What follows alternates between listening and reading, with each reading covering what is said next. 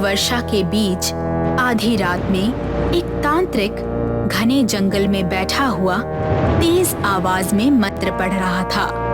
ओम ह्रीं क्लीं चामुंडाय नमः। ओम ह्रीं क्लीं चामुंडाय नमः। तभी वहाँ पर काले वस्त्र पहनी हुई एक बूढ़ी औरत तांत्रिक के पास आकर खड़ी हो गई। तू इस भयानक जंगल में आधी रात के समय यहाँ क्या कर रही है?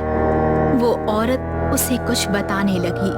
उसकी बात सुनकर तांत्रिक रहस्यमय अंदाज में उसकी ओर देखकर बोला, ठीक है, ऐसा ही होगा, लेकिन याद रखना, उसके बाद तुम्हारी बेटी को मेरे हर आदेश को मानना होगा। मुझे मंजूर है।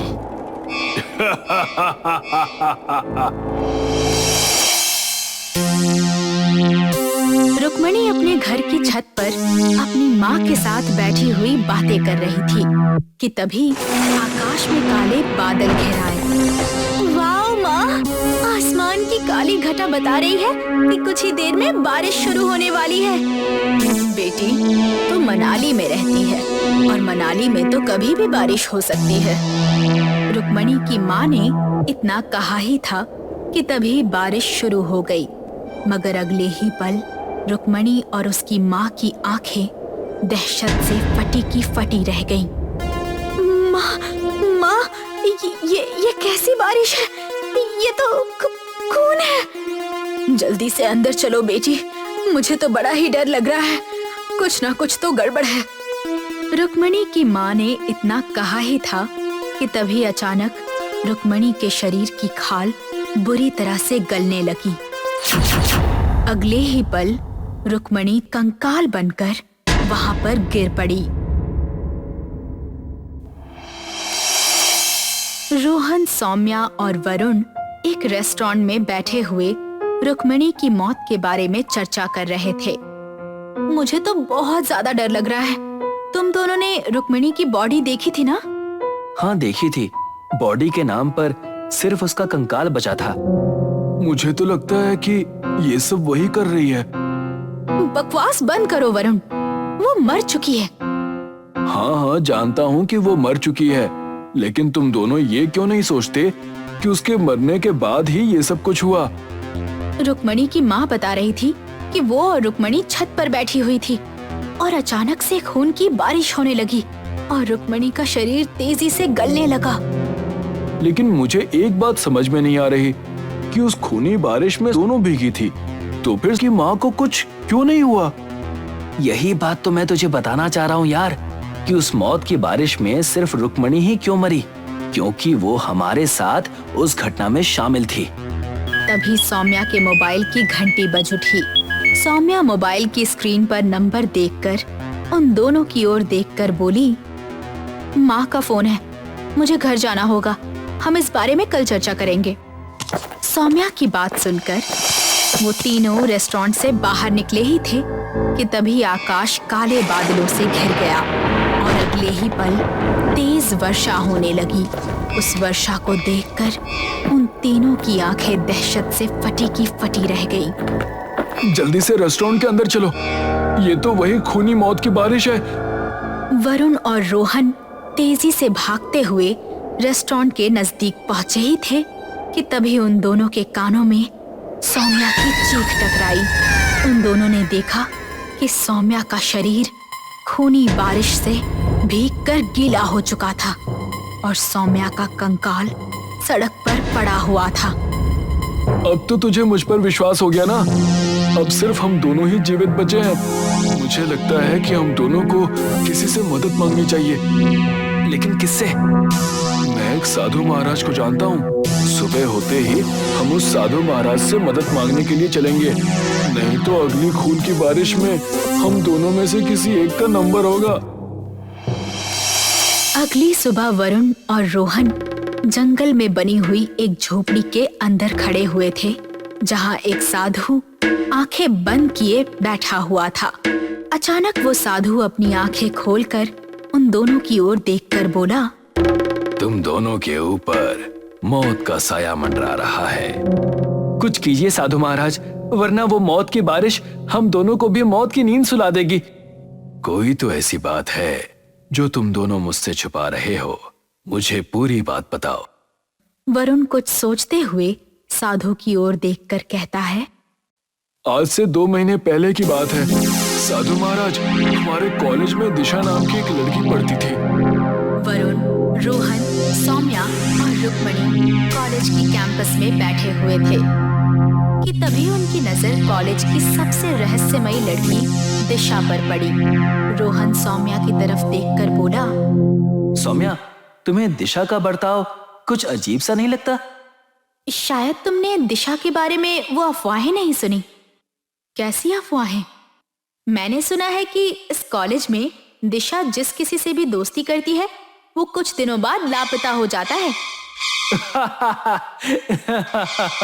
अच्छा, और अब तक कितने लापता हो चुके हैं? कोई गिनती नहीं है, मगर किसी में इतनी हिम्मत नहीं कि वो दिशा के खिलाफ कुछ बोल सके या उसके खिलाफ पुलिस में एफआईआर दर्ज कर सके। मैं इन बकवास बातों को नहीं मानता। मैंने भी कुछ ऐसा ही सुना है। अच्छा, तो फिर आज रात हम दिशा के घर पर चलेंगे। उसका घर शहर से दूर है और वो अपने घर में अकेली रहती है। उसके परिवार में कोई नहीं है। आजकल उसकी दोस्ती हमारे क्लास के हैंडसम बॉय राहुल से है और सुना है कि राहुल दिशा के घर से देर रात तक वापस लौटता है। आधी रात के समय रोहन दिशा के घर की तरफ अपनी कार दौड़ाए जा रहा था। कुछ ही देर में वो चारों दिशा के घर की दीवार के बगल में खड़े होते हैं, जहां पर एक बड़ी सी खिड़की लगी हुई थी जो कि टूटी हुई थी। जरा खिड़की से झांक कर तो देख, दिशा नजर आ रही है क्या? रोहन ने जैसे ही खिड़की के अंदर झांका तो उसके गले से एक जोरदार चीख निकल गई। क्या हुआ?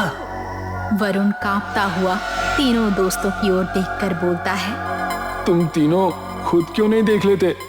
उन तीनों दोस्तों ने जैसे ही देखा तो उनकी भी आंखें डर से फटी की फटी रह गई। उस कमरे के अंदर कटा हुआ सर पड़ा हुआ था और वहां पर ढेर सारे इंसानी खोपड़ियों के कंकाल पड़े हुए थे। दिशा काले कपड़े पहनी तेज आवाज में मंत्रों का जाप कर रही थी। अचानक उसकी नजर खिड़की पर चली गई। रोहन, वरुण, सौम्या और रुक्मणी दौड़ते हुए कार में बैठ गए। रोहन तेज स्पीड से कार चलाने लगा। अचानक दिशा बिजली की रफ्तार से दौड़ते हुए उनकी कार के ठीक सामने आकर खड़ी हो गई और अजीब सी निगाह से देखने लगी। वरुण, अब क्या करें? ये इतनी तेजी से यहाँ पर कैसे आ सकती है? कार को तुरंत इसके ऊपर चढ़ा दो, वरना ये हमें यहाँ से किसी भी हाल में जिंदा नहीं जाने देगी। ये चुड़ैल हमें भी मार देगी। रोहन ने अपनी कार की स्पीड तेज कर दी। रोहन की कार दिशा को रौंदते हुए आगे बढ़ गई। वरुण की पूरी बात सुनकर उस साधु ने अपनी आंखें बंद कर ली।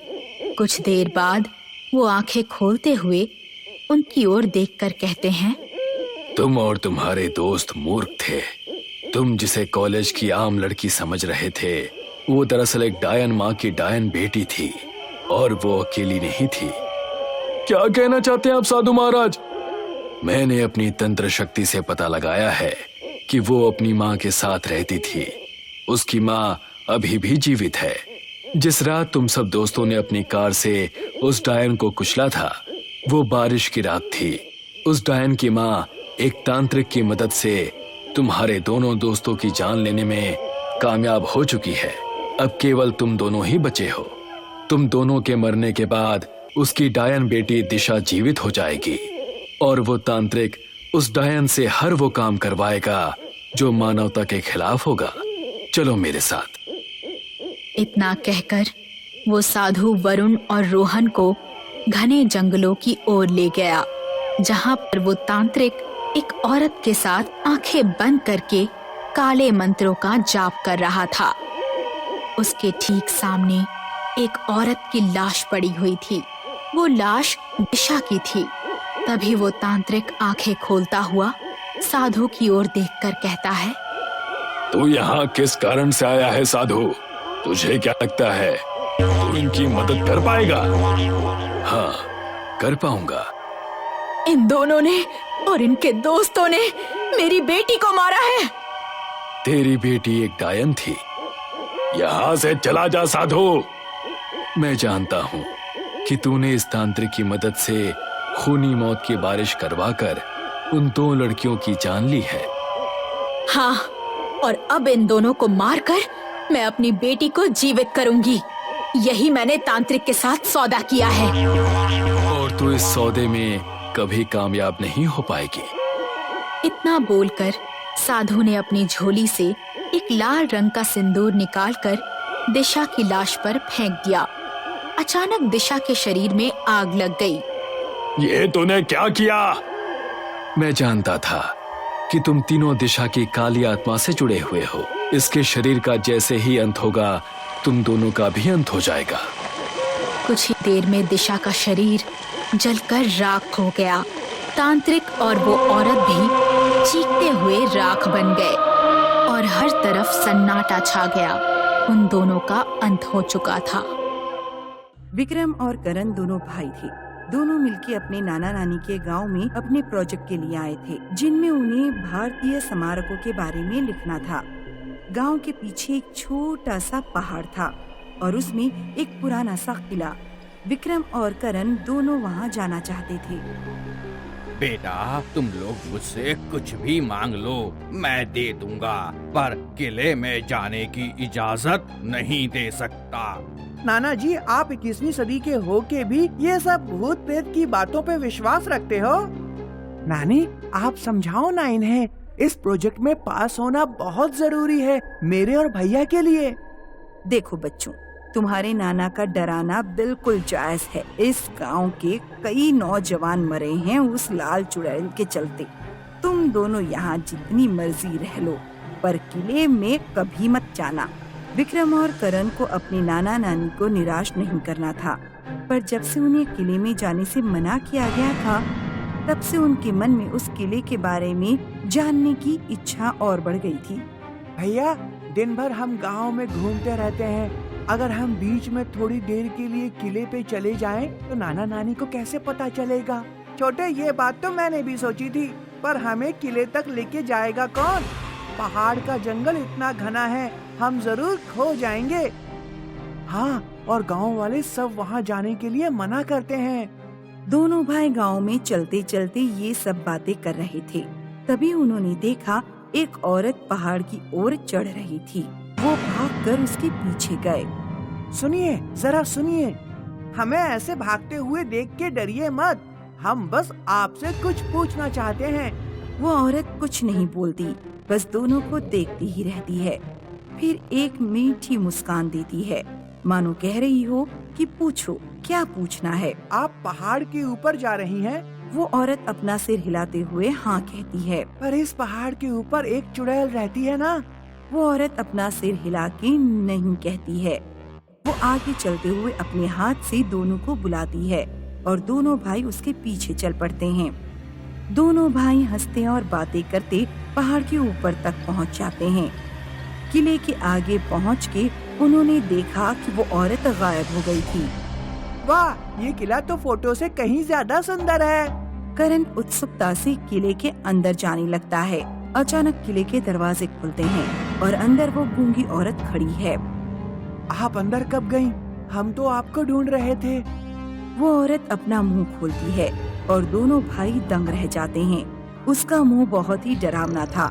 उसके दांत नुकीले लोमड़ी के जैसे थे और जीभ सांप के जैसे बीच में से कटी हुई थी। वो अपनी बहुत ही डरावनी आवाज में बोलती है, आओ, मेरे घर के अंदर आओ। भागो, ये तो चुड़ैल है। भागो भैया, भागो। विक्रम और करण दोनों बहुत डर जाते हैं और भागने की कोशिश करते हैं। विक्रम तो किले से थोड़ा दूर था, तो वो झट से मुड़ के भागने लगता है, पर करण किले के दरवाजे के बिल्कुल पास था और वो चुड़ैल अपनी जीभ को झट से लंबा करके करण को अंदर खींच लेती है। विक्रम भागता गया। जब तक वो गांव नहीं पहुंचा, वो नहीं रुका। पीछे मुड़ के देखने पे उसे दिखता है कि पहाड़ के ऊपर खून की बारिश हो रही है। विक्रम रोते हुए अपने नाना नानी के घर चला जाता है। विक्रम बेटा, क्या हुआ? तुम ऐसे बेहाल क्यों दिख रहे हो? नाना जी, वो करण पहाड़, नाना जी मेरा भाई। विक्रम अच्छे से कुछ कह नहीं पाता, पर नाना जी उसकी बात समझ जाते हैं। मैंने मना किया था तुम दोनों को, मत जाओ ऊपर पहाड़ में, वहाँ खून की बारिश हो रही है। मतलब अब करण इस दुनिया में नहीं रहा। नाना नानी और विक्रम सब रोने लग जाते हैं। सारे गांव वाले भी पहाड़ के ऊपर हो रही खून की बारिश को देखकर दुख जताते हैं। दूसरी सुबह विक्रम उठ के उस चुड़ैल से बदला लेने की सोचता है। ये मुमकिन नहीं है विक्रम, उस चुड़ैल से आज तक कोई नहीं जीत पाया है।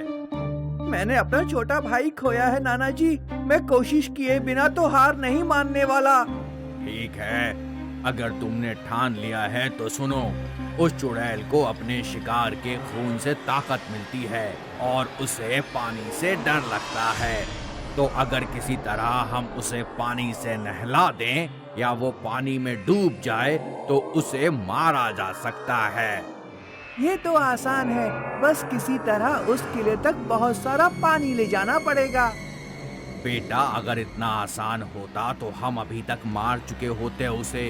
किसी भी प्रकार का पानी उस पहाड़ में जाते ही खून बन जाता है, इसलिए हम उसे कभी भी पानी से मार नहीं पाएंगे। ठीक है, मैं समझ गया, उसे गांव के अंदर ही पानी में डुबोना पड़ेगा। पर हम ऐसा करेंगे कैसे? विक्रम गांव वालों के साथ मिलके पहाड़ के ठीक नीचे एक तालाब बनाता है और उस तालाब को पानी से भर के उसे पत्तों और झाड़ियों से ढक देता है। ये तालाब तो बना लिया, पर अब उस चुड़ैल को कैसे लाओगे यहाँ? उस दिन वो यहीं से ऊपर जा रही थी, मैं इंतजार करूंगा उसका, एक न एक दिन वो जरूर आएगी। विक्रम हर दिन जाके उस तालाब के पास बैठता था। हफ्ता बीत गया और वो चुड़ैल नहीं आई। विक्रम अब हार मानने लगा था कि एक दिन वो चुड़ैल उसी रास्ते से गुजरी। वो विक्रम को तालाब के सामने खड़ा देखकर उसके पास गई। आप पहाड़ के ऊपर जा रहे हो?